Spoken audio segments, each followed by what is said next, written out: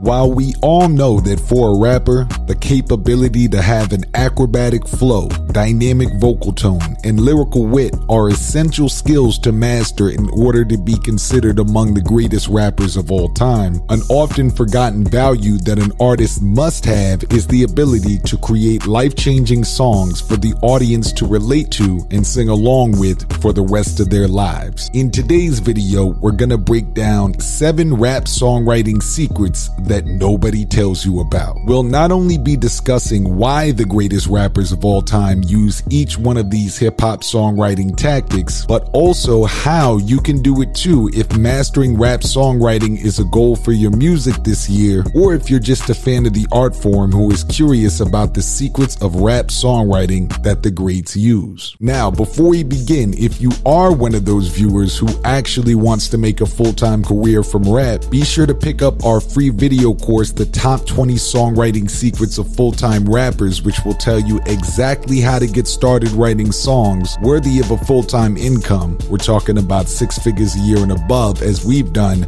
by clicking the first link in the video description. But without further ado, let's go in countdown order. Let's start this off with one of the easiest rap songwriting secrets for rappers to create a catchy chorus, also known as a hook. Number 7, same words and melody, but different voice. Keeping the same words or even melody in a chorus or bridge and then simply changing the vocal delivery or voice tone to give it more life or energy is key. If you look at a track like Joey Badass's Devastated, the chorus is technically just a 4-bar scheme repeated twice, totaling in 8 bars. The major key difference that makes this chorus feel bigger or longer is that he does a distinctly strong vocal change when the beat drops for bars 5 to 8. This is a great example of advanced rap songwriting techniques. He actually does the same trick for the bridge or verse 3, depending on how you look at it, with the put my pain in a cadence, turn my brain up a wavelength section, where he performs it in one go around in a calm voice and then does the exact same section again, but with doubled voices with more vocal intensity. By the way, if you're pretty new to this and need to better understand the definitions of bridge, hook, bars, and so on, click on the second link in the video description to get our free How to Rap dictionary, where we'll give you hundreds of definitions every rapper needs to know. But with that being said, rap songwriting secret number 6 is a short intro rolling quickly into a catchy section. Both in that particular song, Devastated, and many others by rappers such as Kendrick Lamar, whose songwriting we'll break down in a second, often modern rappers have shortened their instrumental intro and rolled quickly into a catchy section, such as the chorus, in order to capture the listener's attention. Due to the shortened attention span of your average listener, hip-hop songs, especially in the mainstream, but even for lyrical rappers, have been shortening. According to a report done by StatCrunch, the average song length of a song in the Billboard Hot 100 has decreased by a full 20 seconds over the past 5 years alone. Now, historically, the intro, the section of the song where the beat is first introduced with or without vocals, is usually 8 bars or lines of rap over the beat. That means in the past, for a full 8 bars, you'd be listening to just the beat playing or the beat with some ad-libs and trash talking to get in the mood of the song. However, based on what we've just learned, new rappers might consider cutting out that extra 4 bars of just beat and just getting right into the track. You definitely usually want to have an intro of some sort, but 4 bars is long enough to get people in the mood of the beat and add any short ad-libbing you want to do. In the next secret, we'll show again how even lyrical rappers like Kendrick Lamar do this exact same shortening the intro trick, but a quick pro tip if you are an up-and-coming rapper watching this. Be sure that you purchase the proper type of beat lease from the producer where you can manipulate or change the beat. Otherwise, the producer can come after you for messing with their portion of the music. Now, as promised, let's explain how even non-mainstream pop chart rappers are following a faster, more efficient song structure these days. Secret number 5 is shortening the end of the song. On the flip side to number 6, one of the secrets to shortening song length and increasing song catchiness is simply making the end of the song shorter in addition to the beginning. Digital Music News does a great analysis of how much quicker song structure has become even for lyrically respected artists such as Kendrick Lamar. Breaking down Kendrick Lamar's albums and songs,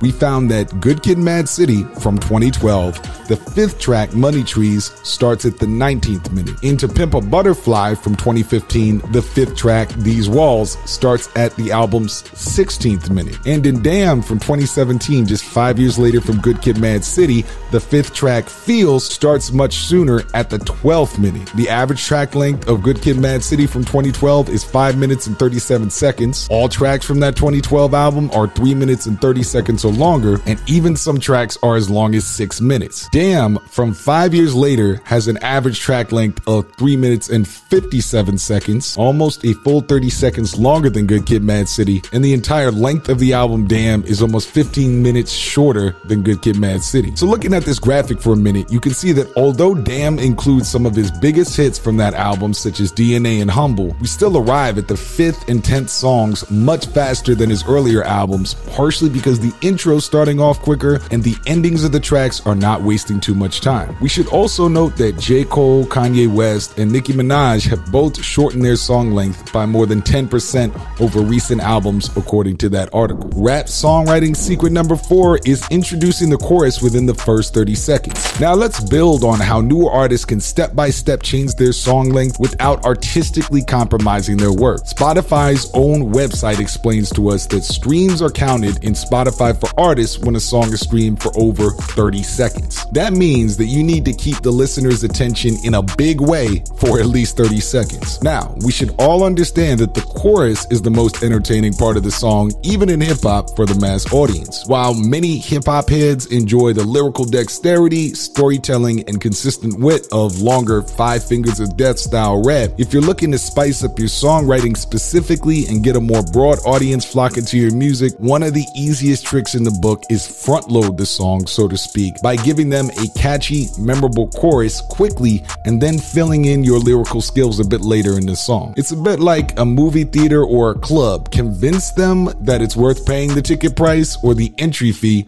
first. Additionally, part of the reason fans consider a track boring is that they don't have anything memorable to latch onto early in the song. While your average fan may not have the right words to describe that, often when they say it's not catchy, they're saying it's taken too long to get to the catchy part. Rap songwriting secret number 3 is simplify your flow in the last 4 bars of each verse. Another secret rap songwriting technique that almost every professional uses is slow the flow down right before the beginning of the chorus and then make it feel like another part that could be a hook if they wanted to. In popular songwriting, this is sometimes known as the pre-chorus, or a section of a song that helps transition and build tension from the end of the verse into the main hook or chorus. Again, check out that free dictionary for more info like this. Artists like J. Cole and Kanye West use this technique several times on all of their major records, and one hidden benefit of that is that you can finish the song faster. The way that you can finish the song faster is by having 4 bars at the end of each verse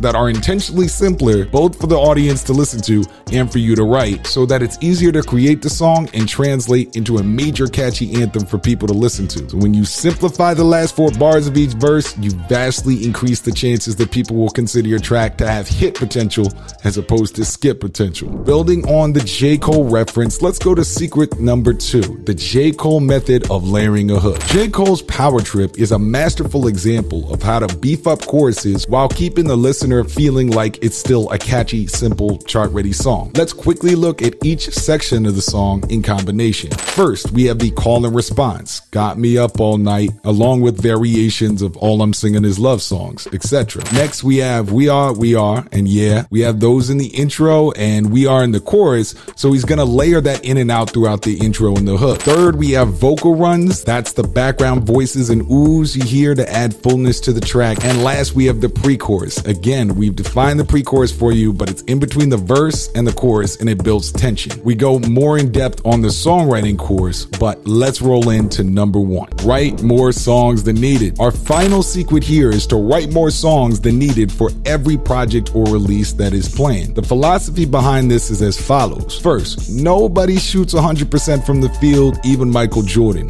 Thus, in order to get the best possible chance to create a hit, it's important to be humble enough to know that it may take 2 or 3 songs to get a momentum to that major hit before deciding which one is best. This is part of the reason that every single major rapper, from Tupac to Eminem to Kendrick to everyone in between, makes more songs than needed to release on an album. That means if you release a 15-track album, you probably need to do about 40 to 50 songs and pick the best 15. That rolls into the second reason. Simply put, you want more options to choose from in order to decide which is the best cohesive body of work to release. Third, you want to have loosies or one-offs that you can use for possible feature collaborations, soundtracks, mixtapes, and so on. Having a few tracks laying around for people to work with you is crucial to a major career. One could argue that Drake built an entire career off of working with loosies. Both the songs that he made and gave to an artist to build off of, like Blessings by Big Sean and Drake comes to mind, and then songs he had laying around to help other industry folks get into, such as Pop Star by DJ Khaled. And the last reason to write more than you release is simply to allow yourself the freedom to change your mind if you end up liking a song you didn't at first that you wrote.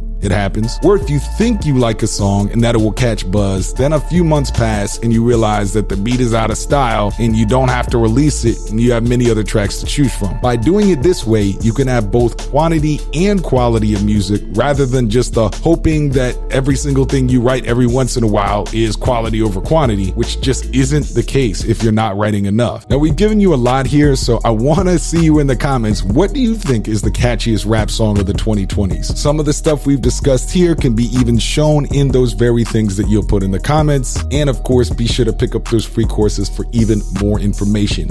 I've been your host, the Big Homie Drew. Appreciate you watching. See you on the next one.